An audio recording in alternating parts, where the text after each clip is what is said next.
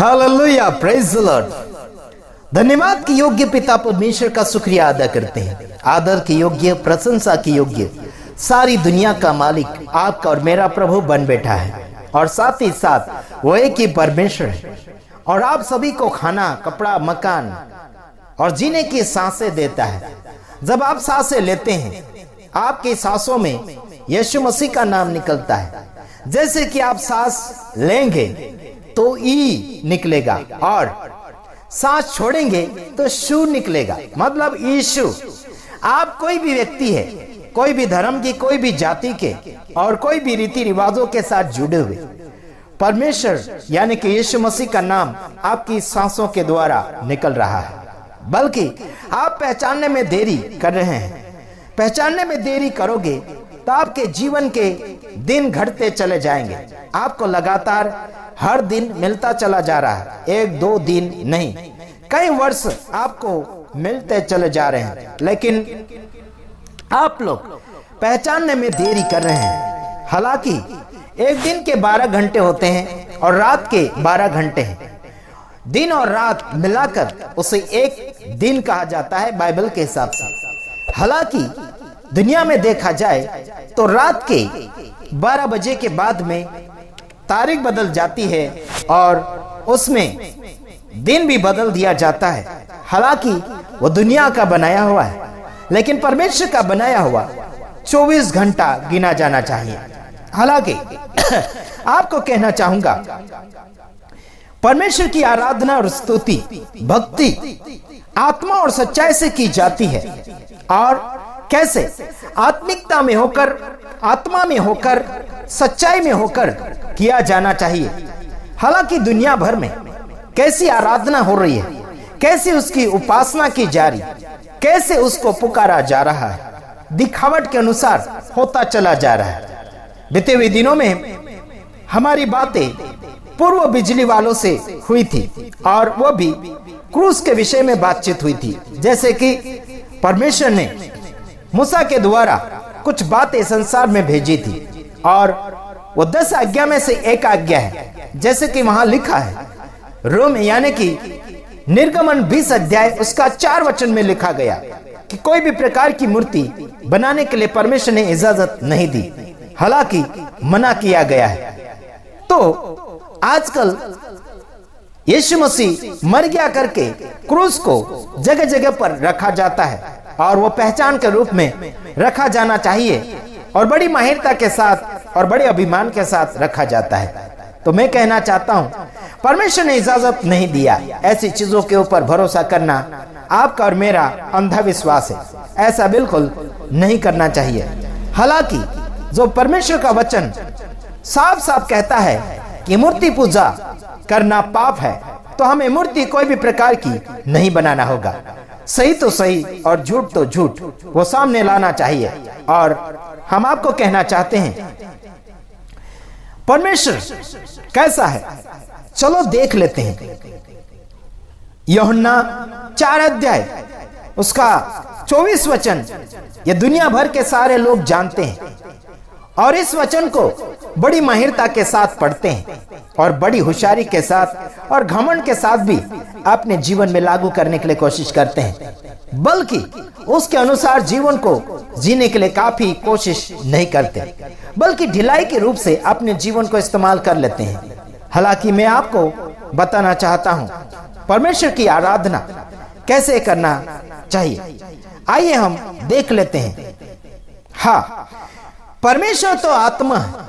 हम पढ़ रहे हैं यूहन्ना उसका 4 अध्याय उसका 24 वचन।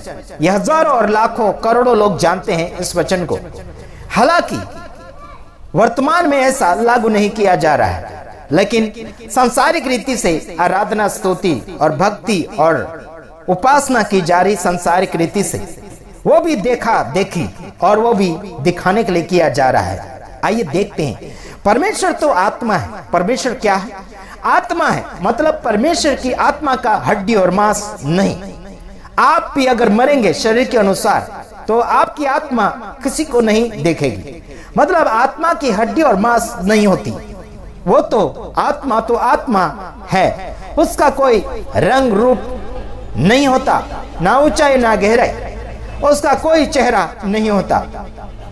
यहां पर लिखा है परमेश्वर तो आत्मा है और अवश्य है कि उसकी मतलब उसके आराधना करने वाले, उसके भजन गाने वाले आत्मा और सच्चाई से भजन करें या फिर आराधना करें, आत्मा से करें और सच्चाई से करें। अगर कोई आत्मा से करता है, अगर कोई सच्चाई से करता है तो उसमें मस्ती, हंसी मजाक बिल्कुल नहीं होगा, बल्कि आजकल किसी को भी देखा जा रहा है तो हंसी मजाक हो रहा है और नाचा कूदी और मेंढक जैसे कूदा कादी चल रही है। मेरे भाइयों बहनों, आत्मा से अगर आप आराधना स्तुति कर रहे हैं तो फिर उसमें मजाक बिल्कुल नहीं और उसमें मिक्सिंग बिल्कुल नहीं चलेगा।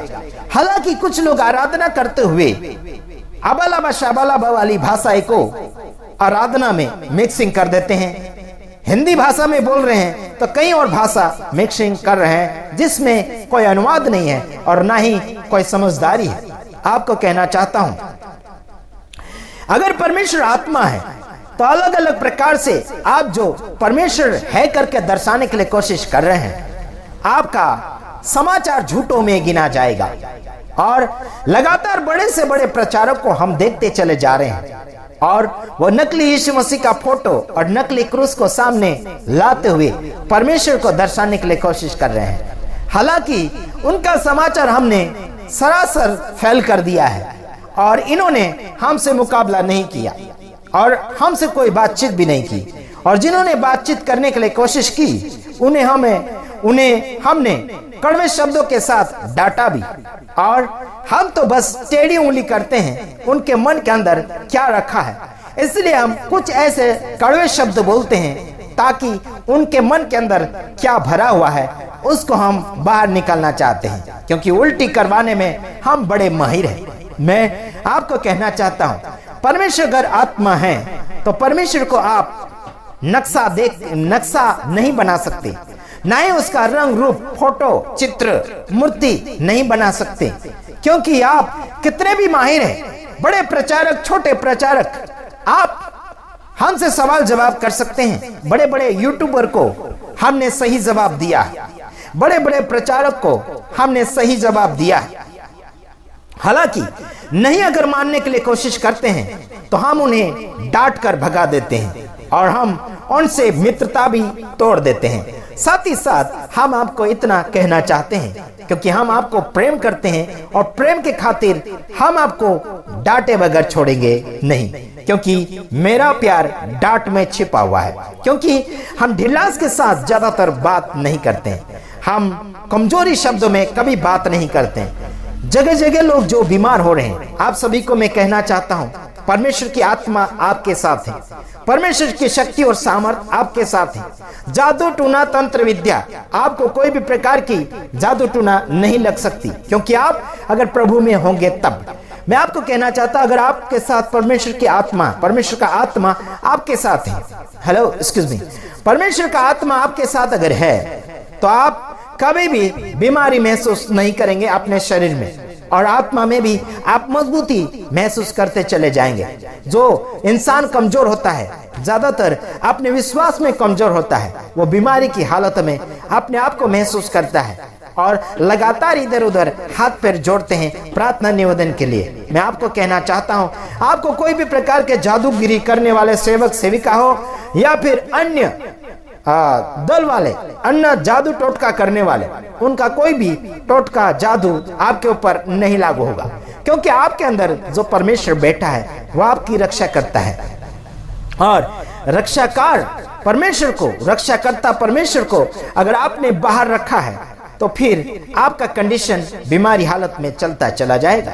आपको ईसाई बनने से कोई भी कुछ नहीं मिलेगा। मेरे पास कई लोगों ने फोन किया, ईसाई बनने के लिए क्या मिलेगा? मैंने कहा 5 रुपए भी नहीं मिलेगा, कुछ नहीं मिलेगा। और ईसाई तो हम बनाते भी नहीं, क्योंकि हम खुद भी ईसाई नहीं हैं। हम तो यीशु मसीह का प्रचार कर रहे हैं। और साथ ही साथ अगर आप ईसाई बोल रहे हैं तो कोई बात नहीं, बोलते चले जाइए। आपके बोलने से हम कोई कुछ बनते नहीं चले जाएंगे, हम बस बढ़ेंगे।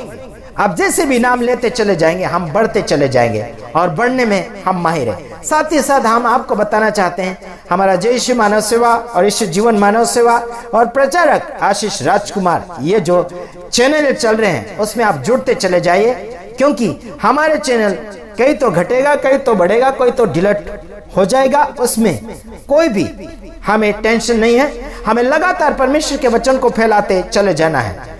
हमने जो अलग अलग चैनल चालू किए हैं, हमने पैसा कमाने के लिए नहीं चालू किए, बल्कि आत्माओं को जीतने के लिए, आत्माओं को सुधारने के लिए, लोगों के जीवन चरित्र सुधारा करने के लिए हमने अलग अलग चैनल शुरू किए हैं। इसी में आप सबका भला होगा, ताकि आप हमें मदद करें चैनल समाचार बढ़ाने के लिए। मेरा टारगेट है लगभग मरने से पहले 1 करोड़ लोगों तक मेरा संदेश फैलना चाहिए।